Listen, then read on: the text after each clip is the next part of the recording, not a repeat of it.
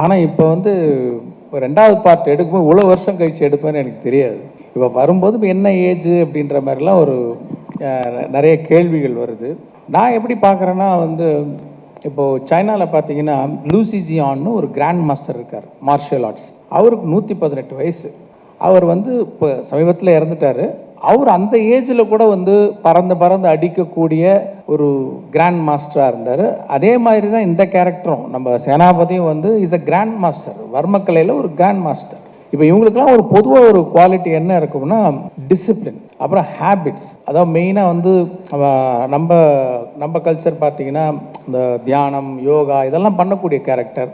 Food habits, அதாவது ஒரு வேளை தான் சாப்பிடுவாங்க. இந்த மாதிரி கட்டுப்பாடோடு இருக்கக்கூடிய ஒரு மார்ஷியல் ஆர்ட்ஸ் கிராண்ட் மாஸ்டருக்கு வந்து வயசு ஒரு பொருட்டே கிடையாது.